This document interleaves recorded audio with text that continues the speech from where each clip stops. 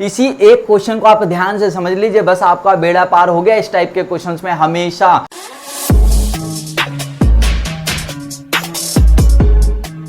Hello students, हम फिर से आपको पढ़ाने के लिए आ गए हैं। हम यानी कि मैं सूरज मालाकार और हम एजुकेटेड एरा के साथ लगातार मिलकर आपके स्टडी को ग्रो कराने के लिए लगे हुए हैं। राइट, सुना ही होगा ना, हम तेरे बिना अब कहीं रह नहीं सकते, है ना। अब गाना तो नहीं गाऊंगा, लेकिन हाँ चलो बस इतना ही कहता हूँ कि हाँ, जब तक नहीं पढ़ाता, जब तक नहीं वीडियोज आगे क्रिएट करता हूँ, जब तक मन नहीं लगता, तो वही गाना याद आता है। राइट, चलते हैं। हमारा जो टॉपिक है आज मैक्रो इकोनॉमिक्स में, आज वैल्यू एडेड मेथड, यानी कि जैसे हमने आउटपुट मेथड या प्रोडक्ट मेथड भी कहा है। राइट, प्रोडक्शन मेथड, तो मूल्य वृद्धि विधि, उत्पाद विधि ऐसा भी कहा जाता है इसको। तो उसके न्यूमेरिकल्स इंपॉर्टेंट है। राइट, तो ये वीडियो में पूरी कोशिश कर रहा हूं कि जितनी प्रॉब्लम्स आती हैं वैल्यू एडेड मेथड में वो सारी इसी वीडियो में क्लियर कर दूं। यानी कि इसमें 3 to 4 क्वेश्चन हम जो करने वाले हैं वहां से आपको सारी नॉलेज मिल जाएगी वैल्यू एडेड मेथड की। फिर आप जो भी क्वेश्चन ट्राई करेंगे वैल्यू एडेड मेथड का, वो सारा हो जाएगा आपसे। ठीक है, तो नेशनल इनकम यानी कि राष्ट्रीय आय निकालना हो, घरेलू आय निकालना हो, डोमेस्टिक इनकम, कुछ भी एनीथिंग निकालना हो, सर करना क्या है,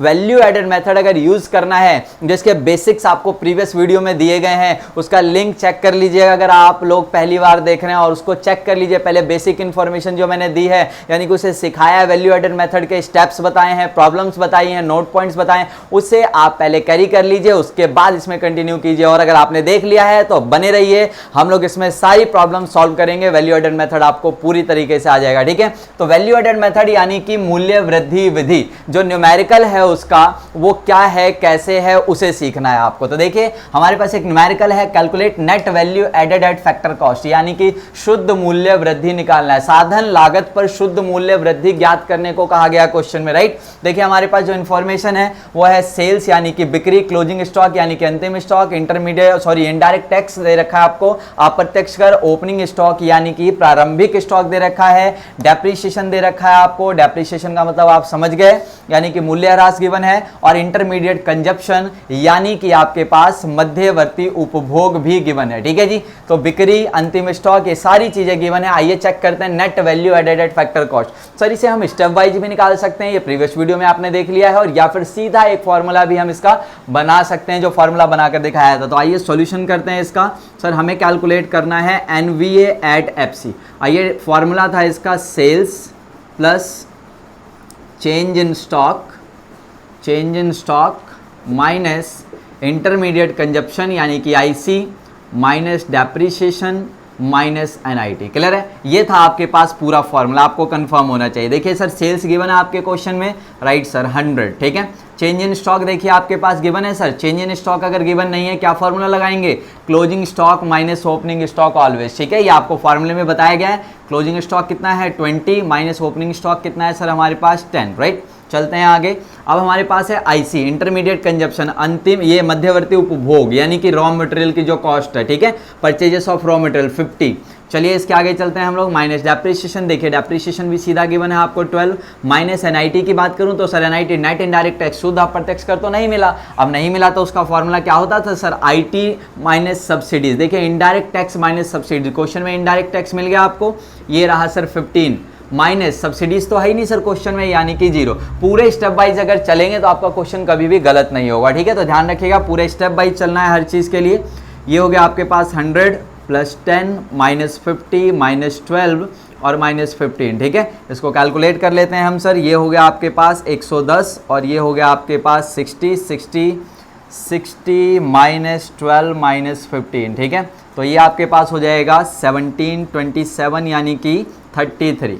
ये हो गया 33। अगर आपके पास ऊपर लैक्स में जो अमाउंट लिखे हैं वो इन लैक्स है, ठीक है ना, इन लैक्स लाख में दे रखा है, तो आपको भी वही लिख देना है 33 लाख रुपीस। ठीक है, ध्यान रखिएगा। ये था एक सिंपल, एकदम बिल्कुल सिंपल क्वेश्चन, जहां पर सीधे सीधे आपको आइटम्स गिवन थे, यानी कि कोई भी इसमें प्रॉब्लम नहीं आई है, सिर्फ आपका कुछ रिवीजन हुआ है। आइए चलते हैं नेक्स्ट इससे और बेहतरीन क्वेश्चन पे, और उसमें जितने भी आपकी चीजें हैं वो क्लियर हो जाएंगी आपकी अगले ही क्वेश्चन में। तो नेक्स्ट क्वेश्चन आपके पास ये एक जिसे कहते हैं कि एक ही क्वेश्चन में बहुत सारा मसाला, एक ही, सर सब्जी की बात हो रही है, सब्जी की नहीं, लेकिन हाँ इसमें बहुत सारा मसाला है, यानी कि सारी बातें, इसमें जितनी प्रॉब्लम्स आ सकती हैं वो सब मैंने एक ही क्वेश्चन में आपको लाकर दे दिया है। बहुत सारी प्रॉब्लम्स नहीं होती, बहुत ही सिंपल है, अगर कॉन्सेप्ट सीखा हुआ है तो कोई प्रॉब्लम नहीं। देखिए आइए कैलकुलेट करते हैं, calculate net value added factor cost, यानी कि साधन लागत पर शुद्ध मूल्य वृद्धि आपको निकालना है, NVATFC। और फुल फॉर्मूला आपको पता है सर, अगर एक ही बार में एक ही स्टेप में निकालना है, sales plus change in stock minus IC यानी कि intermediate consumption minus depreciation minus NIT। आपको पता है इन सब चीज़ों की जरूरत पड़ने वाली, यानी कि बिक्री प्लस स्टॉक में परिवर्तन माइनस मध्यवर्ती उपभोग माइनस मूल्य ह्रास और माइनस शुद्ध अप्रत्यक्ष कर, यानी कि नेट इनडायरेक्ट टैक्स। आपको पता है डेप्रीशिएशन का दूसरा नाम, ये सारी बातें पता है आपको। आइए चलते हैं सेल्स की। अगर मैं बात करूं, क्वेश्चन में ढूंढिए सर सेल्स की, और जब हम गए तो हमें मिल रहा है डोमेस्टिक, एक्चुअली यहां लिखा हुआ है डोमेस्टिक सेल्स। ये क्या है? Domestic sales.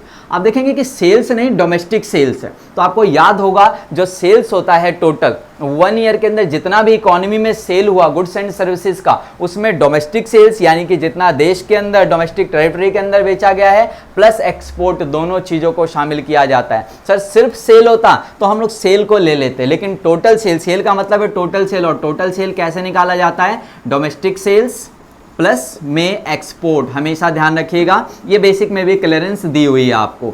इसके बाद चलते हैं सर चेंज इन स्टॉक। देखिए चेंज इन स्टॉक आपको गिवन है, नेट चेंज इन स्टॉक सीधा ही गिवन है आपको -10, तो -10 ले लिया सर हमने, राइट। यहाँ क्या प्रॉब्लम आ सकती है आपने पिछले क्वेश्चन में भी देख लिया, और इससे बड़ी समस्या क्या आ सकती है वो ध्यान रखिएगा, और नहीं तो फिर डाउट हो कभी तो पूछ सकते हैं। देखिए क्या मैंने कहा, नेट चेंज इन स्टॉक तो सिंपल दे रखा है, यानी कि चेंज इन स्टॉक लिखा होगा, इंक्रीज इन स्टॉक लिखा होगा, डिक्रीज इन स्टॉक। तो इससे क्या समझना है आपको? Increase in stock, increase in stock का मतलब क्या होता है? वो गिवन वही है change in stock, increase in stock का मतलब भी वही है change in stock, decrease in stock का भी मतलब वही है चेंज इन स्टॉक। फर्क कितना है? माइनस और प्लस का, किस में प्लस लेना है और किस में माइनस लेना है। ध्यान रखिएगा, इंक्रीज इन स्टॉक हो तो प्लस में, और अगर डिक्रीज इन स्टॉक हो तो माइनस में लेना होता है। ध्यान रखिएगा, इंक्रीज इन स्टॉक प्लस में, डिक्रीज इन स्टॉक माइनस में। वो होता है चेंज इन स्टॉक ही सीधा, जितना दे रखा होगा, डिक्रीज इन स्टॉक दे रखा होगा 10, तो उसको ले लेना है यहाँ पर -10। क्लियर है? ध्यान रखिएगा।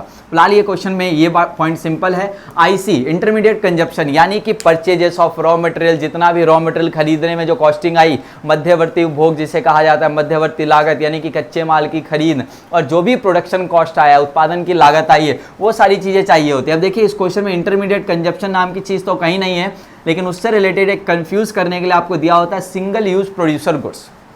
तो ध्यान रखिए, रॉ मटेरियल का ही दूसरा नाम क्या है? Single use producers goods. Producers की वो गुड्स जिसे केवल सिंगल टाइम यूज करता है। आपको पता है कि प्रोडक्शन में जो रॉ मटेरियल है वो सिंगल टाइम एक बार यूज होता है, और वो किसी और प्रोडक्ट में मिल जाता है, मिक्स हो जाता है, यानी कि उसकी एंटिटी खत्म हो जाती है ना। तो सिंगल यूज प्रोड्यूसर गुड्स क्या है सर? ये आपका IC होता है, ध्यान रखिएगा। 120 माइनस डेप्रीशिएशन। अब डेप्रीशिएशन की बात करूं तो या तो सीधा डेप्रीशिएशन मिल जाता है, या कंजप्शन ऑफ फिक्स्ड कैपिटल यानी कि मूल्य ह्रास मिल जाता है, या फिर स्थिर संपत्तियों का उपभोग, अचल संपत्तियों का उपभोग लिखा होता है। देखिए उनमें से कुछ भी नहीं है, लेकिन आइए बात करते हैं डेप्रीशिएशन क्या होता था, उसके हिसाब से आप इसकी कॉस्टिंग कर सकते हैं, मतलब कि इसका अमाउंट कैलकुलेट कर सकते हैं। Fixed capital for 5 years of spend period 50। Fix capital है आपके पास कितनी? 50 की, यानी कि 50 लाख रुपीस की फिक्स कैपिटल है, और कितने ईयर्स चलनी है ये? टोटली कितने ईयर्स चलेंगे? 5 ईयर्स तक चलेंगे। खुद से सोचिए, अगर 50 लाख की चीज है और 5 साल अगर चलनी है, तो हर साल वो कितना रिड्यूस हो रहा है? सर 10 लाख, है ना, 10 लाख रुपए, यही डेप्रीशिएशन होता है। ध्यान रखिएगा, फिक्स कैपिटल, फिक्स असेट्स कुछ भी लिख कर दे देंगे, इसका यूज नहीं है, लेकिन हाँ डेप्रीशिएशन में यूज है सर, क्योंकि डेप्रीशिएशन का मतलब ही होता है फिक्स असेट्स की वैल्यू कितने डाउन हो रही है। तो देखिए डेप्रीशिएशन जो है कैलकुलेट करेंगे, फिक्स कैपिटल जितनी है आपके पास 50, एंड उसका जो ईयर ऑफ स्पेंड पीरियड है वो कितना है? 5। इससे आपका डेप्रीशिएशन कैलकुलेट होगा, यानी कि मैक्सिमम प्रॉब्लम ये आ सकती है, इसीलिए मैं आपको बता रहा हूं, राइट। और माइनस है NIT की बात करूं तो सर NIT डायरेक्ट गिवन नहीं है, आपको पता है। फिर इनडायरेक्ट टैक्स, इनडायरेक्ट टैक्सेस लेने हैं, इनडायरेक्ट टैक्स माइनस सब्सिडीज। देखिए आपके इस क्वेश्चन में इनडायरेक्ट टैक्स है सर, कहीं इनडायरेक्ट टैक्स डायरेक्ट तो नहीं लिखा, लेकिन इनडायरेक्ट टैक्स के एग्जांपल क्या है? इनडायरेक्ट टैक्स ध्यान रखिएगा, इनकम टैक्स छोड़ दीजिए, कॉर्पोरेट टैक्स छोड़ दीजिए, इसके अलावा गिफ्ट टैक्स छोड़ दीजिए, और आप वेल्थ टैक्स छोड़ दीजिए। ये 4 टैक्स छोड़ देते हैं, बाकी सब service tax, production tax, sales tax, जो भी एनीथिंग, GST ST सब क्या है आपका? इनडायरेक्ट टैक्स होता है। तो देखें इनडायरेक्ट टैक्स हमारे पास CGST और SGST है। अगर मैं बात करूं तो 15 प्लस 15, राइट, ये है आपका इनडायरेक्ट टैक्स टोटल। सब्सिडीज है सर क्वेश्चन में, आर्थिक सहायता है नहीं है सर, तो ये रहा फॉर्मूला, कैलकुलेट कर लीजिए अब। 210 माइनस 10 माइनस 120 माइनस 10 और ये हो गया आपका माइनस 30। तो देखिए आपके पास 210 ये हो गया और ये हो गया आपका 130, 140, 170, यानी कि ये हो गया सर आपके पास 40 लाख रुपये। समझ आ गया? 40 लाख रुपए NVA एट FC कैलकुलेट हो गया। समझ आ गया? NVA एट FC ये पूरी तरीके से कैलकुलेट हो गया। चलिए इसी क्वेश्चन में मैं अपनी तरफ से और एडिशनल ये बता देता हूं कि अगर NVA एट FC के बजाय हमें इस क्वेश्चन में बोला हुआ होता नेशनल इनकम निकालो। क्या निकालना है सर? National income. तो आपको पता है नेशनल इनकम यानी कि राष्ट्रीय आय को हम शॉर्ट में क्या लिखते हैं सर?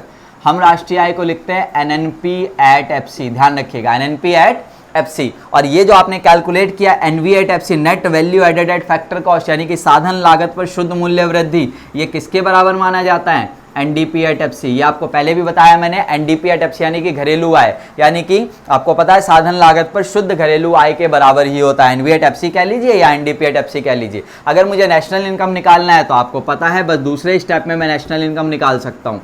NNP एट FC मुझे कैलकुलेट करना, और मैं क्या कैलकुलेट कर चुका हूँ? NVA at FC। NVA at FC बोले तो NDP एट FC आ चुका है ना। तो देखिए आप NN सेम है, यानी कि डेप्रिसिएशन का कोई रोल नहीं सर। आप देखिए यहाँ पर नेशनल है और यहाँ क्या है? डोमेस्टिक। वैल्यू एडेड आपको पता है, यानी कि ये जो है DP के बराबर है, NDP है ना, ये डोमेस्टिक है। मुझे क्या चाहिए सर? नेशनल। तो आपको पता है ये जो डोमेस्टिक है, इस डोमेस्टिक में क्या ऐड कर देना है मुझे? NFIA। क्लियर है? उसके बाद देखिए P का मतलब A है, सेम है, FC सेम है, तो सिंपली NVA एट FC कितना है सर आपका? 40 लाख रुपीज़। और NFIA जितना भी गिवन होगा इस क्वेश्चन में, जैसे कि मैंने कहा कि एजम्पशन कर रहा हूँ, मैं आपको बता रहा हूँ, मानकर चलिए कि इस क्वेश्चन में आपको गिवन है NFIA, डायरेक्ट गिवन हो सकता है या फिर फ्रॉम टू का चक्कर आपको पता है फ्रॉम -2, अगर अलग अलग गिवन है तो देखिए निफिया मान लीजिए मुझे सीधा गिवन है net factor income from abroad, और ये गिवन है -5। कितना गिवन है? -5। तो ये ले लिया मैंने निफिया -5, तो ये हो गया सर 35 लाख। समझ आ गया? तो इस तरीके से आप कुछ भी कैलकुलेट कर सकते हैं, कोई प्रॉब्लम नहीं है ना। तो इससे पहले मैंने आपको कहा कि ये सारी चीज़ें तो देखते रहिए, 2-4 न्यूमेरिकल कराऊंगा और सारे डाउट आपके क्लियर हो जाएंगे, लेकिन इसकी प्रैक्टिस भी पहले कर लीजिएगा नए क्वेश्चंस को करने से पहले, और प्रीवियस वीडियोस को स्ट्रॉन्ग कर लीजिए, और कोई डाउट हो तो मुझसे पूछिए, मैं आपका वो क्लियर करा दूंगा डाउट। ठीक है, चलते हैं नेक्स्ट क्वेश्चन की ओर। जो नेक्स्ट क्वेश्चन है आपके पेपर में मोस्टली प्रीवियस ईयर में भी 3 मार्क्स में वो कंपलसरी आया है। करना क्या होगा? उसमें एक ना एक चीज आपके क्वेश्चन में मिसिंग होगा, उसे आपको कैलकुलेट करना है। यानी कि आपके क्वेश्चन में NVA at FC, GVA at FC ऐसा कुछ गिवन होगा आपके क्वेश्चन में, और एक आइटम इनमें से कोई भी आपका मिसिंग फिगर होगा, यानी कि गायब होगा, उसे ही कैलकुलेट करना है। चेंज इन स्टॉक पूछ लिया जाएगा, सेल्स पूछ लिया जाता है, IC पूछ लिया जाएगा, कुछ भी, और उसके लिए आपको यहाँ पर कुछ ना कुछ गिवन होगा। ठीक है, कुछ भी गिवन होगा, GVA at MP, GVA at FC, NVA at FC, NVA at FC, कुछ भी गिवन हो सकता है। उसके हिसाब से आपको फॉर्मूला क्रिएट करना आना चाहिए, जो मैंने स्टेप्स में क्लियर कराए थे। ठीक है, तो उनको कर लीजिएगा। और आइए चलिए उस क्वेश्चन को अगर आपने सीख लिया, 3 नंबर पक्के हैं, प्रीवियस ईयर का पेपर आप निकाल कर देखिएगा, मोस्टली पेपर्स में 3 मार्क्स में क्वेश्चंस आए हुए हैं। ठीक है, तो आइए उसको भी कंप्लीट करते हैं नेक्स्ट क्वेश्चन में। तो एक क्वेश्चन ऐसा, जैसा मैंने कहा था कि 3 मार्क्स में अक्सर पूछे जाने वाला, आप चेक कर लीजिए प्रीवियस ईयर के क्वेश्चंस पेपर, राइट, उनमें सब में आपको ये मोस्टली में क्वेश्चंस मिलेंगे। आपको क्या होता है? एक मिसिंग फिगर का क्वेश्चन होता है 3 मार्क्स में, 3 to 4 मार्क्स में भी आ जाता है। देखिए यहाँ पर क्या कहा गया क्वेश्चन में, calculate the value of production, right. मैंने कहा था इसकी यहाँ पर कैलकुलेट द वैल्यू, यानी उत्पादन का मूल्य निकालना है आपको इस गिवन डाटा से। क्लियर है? वैल्यू एडेड मेथड ही यूज होगा, यानी कि प्रोडक्शन मेथड यूज होगा। कैसे पता? आइटम्स ही देखकर आप समझ सकते हैं, और वैल्यू ऑफ प्रोडक्शन तो पता ही आपको कि यहीं से कैलकुलेट होता है। इसी की जगह आपके क्वेश्चन में सेल्स कैलकुलेट करना है, IC कैलकुलेट करना है, यानी कि इंटरमीडिएट कंजप्शन, यानी कि मध्यवर्ती उपभोग, या फिर चेंज इन स्टॉक, एनीथिंग, कुछ भी दिया जा सकता है। इसी एक क्वेश्चन को आप ध्यान से समझ लीजिए, बस आपका बेड़ा पार हो गया इस टाइप के क्वेश्चंस में हमेशा।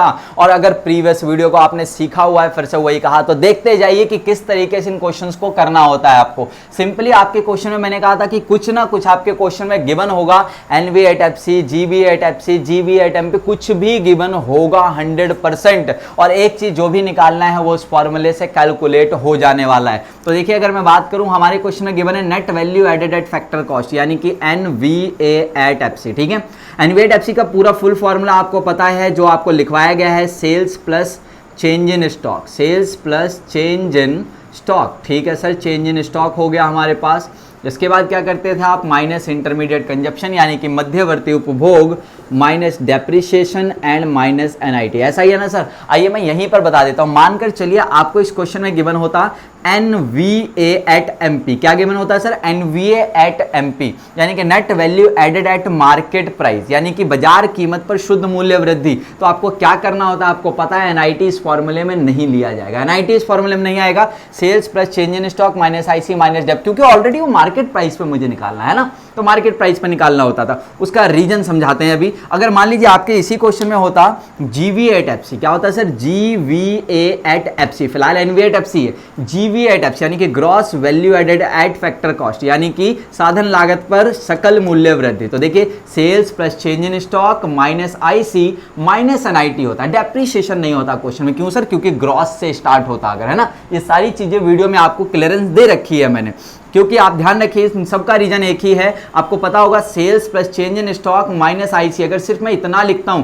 तो क्या कैलकुलेट होता है, GVA एट MP, क्या कैलकुलेट होता है sir, GVA at MP, gross value added at market price, है ना। GVA एट MP कैलकुलेट होता है किससे, बिक्री प्लस स्टॉक में परिवर्तन माइनस मध्यवर्ती उपभोग, सिर्फ इतना फॉर्मूला। तो सिंपल सी बात है सर, अगर मुझे G से यहाँ N लिखना है तो माइनस डेप्रिसिएशन लेना होता है मुझे सर यहाँ MP से FC लिखना है तो सर NIT लेना होता है। तो फॉर्मूले हमने बताए समझाए सब कुछ है, बस इसी बात का अगर ये आपने सही फॉर्मूला लगा दिया तो बस आपका क्वेश्चन समझिए सॉल्व हो गया, 100% सॉल्व हो गया, ठीक है। तो आइए चलते हैं, NVA FC कितना गिवन है सर, 100 गिवन है। सेल्स गिवन है क्या सर, नहीं। चेंज इन स्टॉक गिवन है क्या सर, नहीं, क्योंकि आपने ध्यान दिया वैल्यू ऑफ प्रोडक्शन निकालना है, यानी कि आपको पता है sales plus change in stock ही क्या होता है, वैल्यू ऑफ प्रोडक्शन। मैं इसकी जगह लिख सकता हूं, मैं इसकी जगह लिख रहा हूं वैल्यू ऑफ प्रोडक्शन, ठीक है ना, VOP, वैल्यू ऑफ प्रोडक्शन। किसकी जगह sir, sales plus change in stock, क्योंकि मुझे यही निकालना है और ये इन दोनों का सम होता। अब क्वेश्चन में मान लीजिए मुझे क्वेश्चन में कहा वैल्यू ऑफ प्रोडक्शन निकालना है, मुझे सेल्स गिवन होता और चेंज इन स्टॉक गिवन होता, बस वैल्यू ऑफ प्रोडक्शन निकल गया, sales plus change in stock,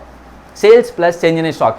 लेकिन वो सारी चीजें गिवन नहीं है मुझे, मेरे पास क्या गिवन है, ये डाटा गिवन है। तो देखिए value of production minus IC minus depreciation minus NIT, यही करना है ना। आइए चेक करते हैं, VOP हमारे पास, VOP तो सर पता नहीं, है ना, VOP तो हमारे पास पता नहीं कितना है, 100, ये वही लिख दिया क्योंकि ये तो निकालना है मुझे। IC कितना है सर, देखिए क्वेश्चन में इंटरमीडिएट कंजप्शन सीधा ही गिवन है, नहीं गिवन है तो प्रॉब्लम्स मैंने आपको बताई है किस तरीके हो सकती है। डेप्रिसिएशन भी सीधा गिवन है 10, और NIT की बात करूँ तो NIT तो गिवन नहीं है, लेकिन इनडायरेक्ट टैक्स, आप प्रत्यक्ष कर माइनस आर्थिक साझा, indirect tax minus subsidies, indirect tax क्या है सर, ये रहा प्रोडक्शन टैक्स। तो प्रोडक्शन टैक्स कितना है सर, 20 है, और माइनस है हमारे पास सब्सिडीज, और ये रहा सब्सिडीज आपके पास 5। समझ आ गया। आपको क्वेश्चन पेपर में जब भी करना है तो ये पूरा लिख कर करना है, ध्यान रखिएगा। मेरी तरह ऐसा नहीं है कि सीधा आपने ये स्टेप लिया और अमाउंट पुट कर दिया, जैसे कि NIT नहीं गिवन है तो NIT आपको कैलकुलेट करके दिखाना चाहिए साइड में कहीं पर, या फॉर्मूले में क्या कि इनडायरेक्ट टैक्स यानी कि अप्रत्यक्ष कर माइनस आर्थिक सहायता से निकाला गया है। क्लियर, ये बात का ध्यान रखिए विशेष, क्योंकि 4 नंबर या 3 नंबर इतने अगर आपको कम समय में मिल रहे, कम चीज़ों को मिल रहे, तो वो वही सारी चीज़ें देखना चाहते हैं, नहीं तो ये माना जाता है कि आपने कहीं ना कहीं से पूछ लिया या नकल कर लिया। तो VOP ये रहा सर हमारे पास, माइनस ये कितना हो गया, माइनस 85, और ये हो गया सर माइनस 15, तो ये हो गया sir 100 is equals to VOP minus 100, और ये हो गया सर VOP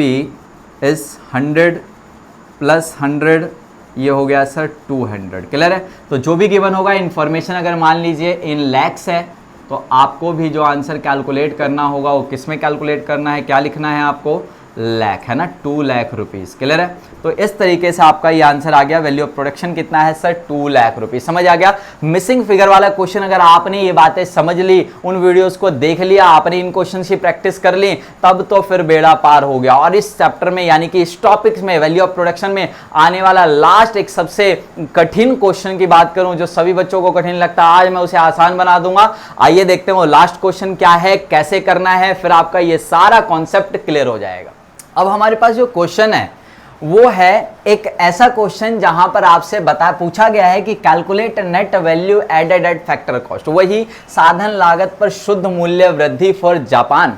अब हम जापान की ओर चलते हैं, यानी कि जापान वालों के लिए हमें ये वाला सॉल्व करना है कि उनकी एनवी एट एफसी कितनी है, राइट। तो आइए एनवी एट एफसी कैलकुलेट करते हैं। जो आपका अमाउंट गिवन है वही मैं एज्यूम कर लेता हूं इन करोड़ दे रखा है, ठीक है, करोड़ में दे रखा है अमाउंट, यानी कि अब देखिए यहाँ पर net value added at factor cost. ध्यान से देखिए इस क्वेश्चन में आपसे दो फर्मों की बात की गई, 2 फर्म्स है इस पूरे क्वेश्चन में। तो ध्यान रखिएगा कभी भी अगर मुझे पूरी इकोनॉमी किसी भी देश के लिए, कंट्री के लिए, इकोनॉमी के लिए मुझे national income, domestic income, net value added जो भी कहते हैं, आप उन सारी चीज़ों को कैलकुलेट करना है तो उस मतलब कि उस कंट्री में, उस इकोनॉमी में जितनी भी फर्म्स हैं प्रोडक्शन वाली, उन सब के प्रोडक्शन का टोटल सम ही तो होता है सर। यानी कि उन प्रोड्यूसर्स ने जितना प्रोडक्शन किया है गुड्स एंड सर्विसेज का विद इन अ ईयर, एक साल में जो भी अपनी डोमेस्टिक टेरिटरीज के अंदर प्रोडक्शन किया, वही आपकी डोमेस्टिक इनकम होती है। सही है। तो इनका जो कॉन्सेप्ट है उसी का जो फाइनल वैल्यू होता है वही आपका क्या होता है,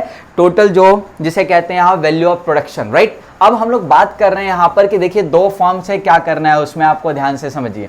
आपके कई बार क्वेश्चंस में आसान होता है, क्या कहेंगे कि calculate NVA at FC for firm A and firm B, अलग अलग भी बोला जा सकता है, लेकिन जनरली जो क्वेश्चंस आपके बुक्स में मिलेंगे वो क्या मिलेगा मैं बता देता हूं।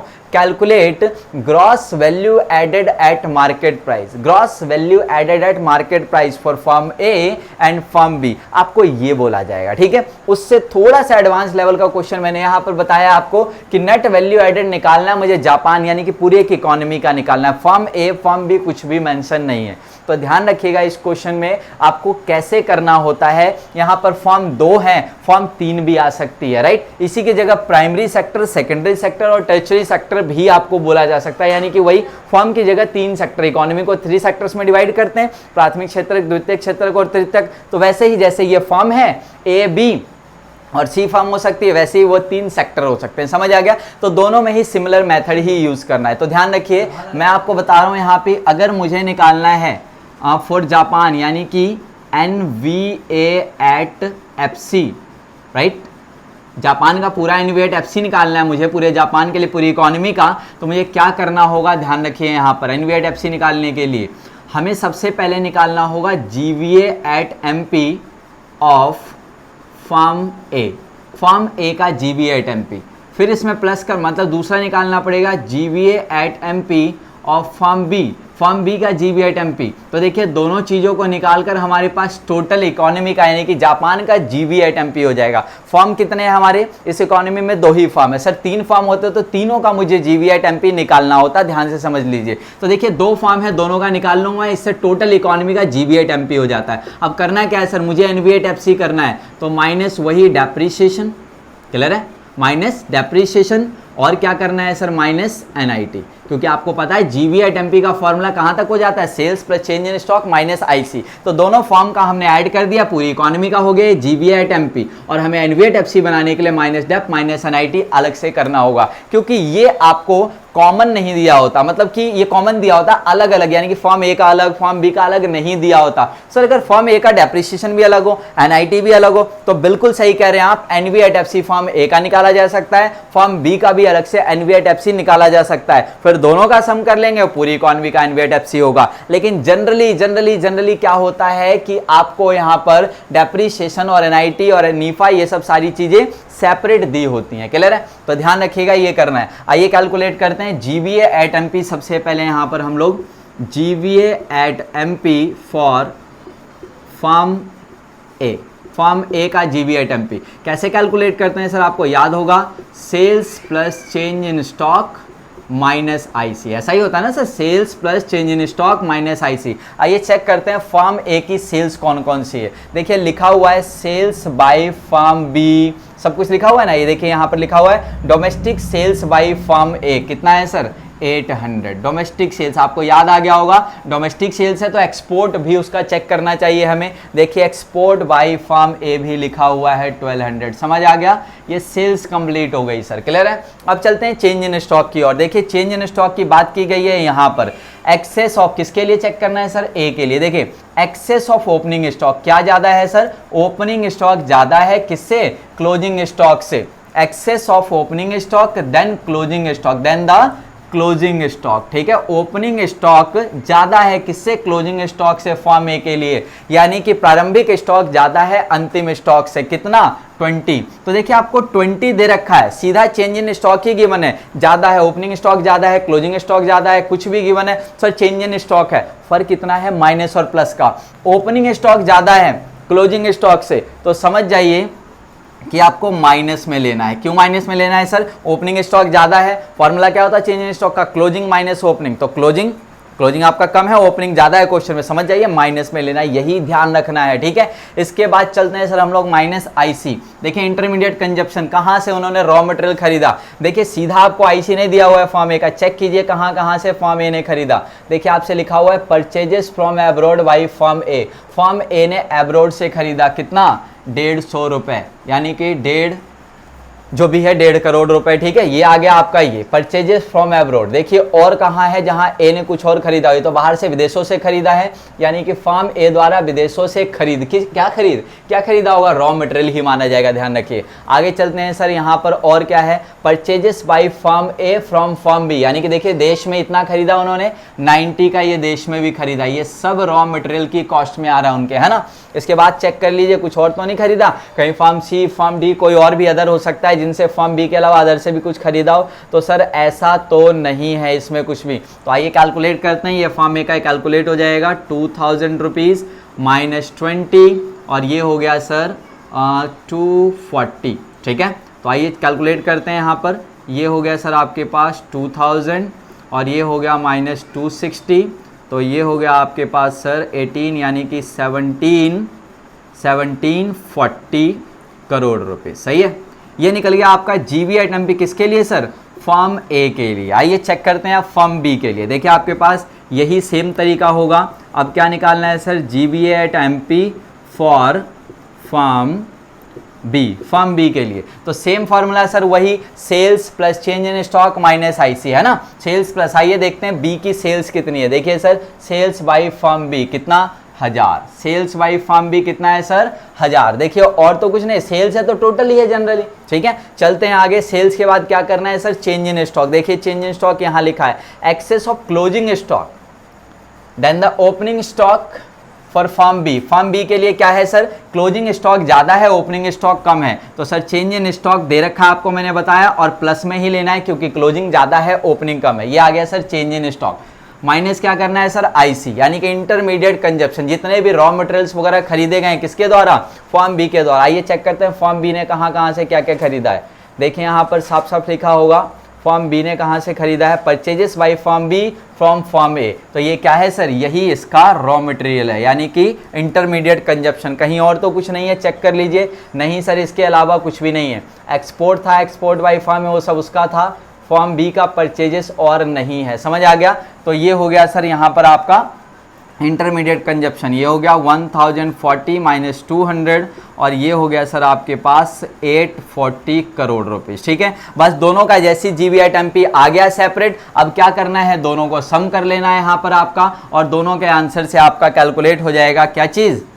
NVA एट FC, पूरी इकोनॉमी का, पूरे जापान का। कैसे sir? GB at MP of form A, ठीक है। फॉर्म ए का जीबी एट एमपी कहाँ है सर? फॉर्म ए, ये रहा सर 1740, ठीक है। फॉर्म बी का कितना है सर? 840, बिल्कुल क्लियर हो गया। ये रहा फॉर्मूला, माइनस डेप्रिसिएशन। देखिए डेप्रिसिएशन की जगह लिखा है कंजप्शन ऑफ फिक्स्ड कैपिटल, कितना? 100, ठीक है। और माइनस क्या करना है सर? एनआईटी देखिए आपके क्वेश्चन में है sir, indirect tax minus subsidies करना पड़ेगा। इनडायरेक्ट टैक्स भी क्वेश्चन में नहीं है, अप्रत्यक्ष नहीं है, उसे 0 मान लेता हूं। और ये रहा सब्सिडीज, ये मेन इंपॉर्टेंट स्टेप है। अगर ये आप स्टेप पूरा फॉलो करते हैं कभी गलत नहीं होगा। तो देखिए कितना हो गया? 17 और 8 हो गया आपके पास 2580 माइनस 100, और ये हो गया प्लस का 30, राइट। साइन चेंज हो गए, और ये हो गया सर आपके पास 2510 करोड़ रुपए, समझ आ गया। तो इस तरीके से जो है आपका ये कॉन्सेप्ट क्लियर हो गया होगा न्यूमेरिकल्स का। पूरे न्यूमेरिकल्स अगर इतने प्रैक्टिस कर लिया आपने, ये सारे न्यूमेरिकल्स प्रैक्टिस कर लिए जो मैंने कराए हैं, इन सारी बातों का ध्यान रख लिया, प्रीवियस वीडियो को देख लिया, बार बार देखिए, 2 बार प्रैक्टिस कीजिए, 3 बार प्रैक्टिस कीजिए, आपके सारे न्यूमेरिकल्स क्लियर हो जाएंगे। Right, okay, bye bye, tata. फिर लेकर आएंगे आपके लिए कुछ और इंपॉर्टेंट कॉन्सेप्ट नेशनल इनकम के। टेक केयर, अपना ध्यान रखें, अच्छी प्रैक्टिस करें और लाइक शेयर कमेंट करना मत भूलिए। आप लोग वीडियोस देखते हैं और उसके बाद क्या करते हैं, फिर से वीडियोस देखते हैं, चले जाते हैं। कुछ बच्चे हैं जितने अच्छे लाइक कमेंट करते हैं, उनको प्लीज ये इनसे हमारा एप्रिसिएशन बढ़ेगा। Okay, thank you.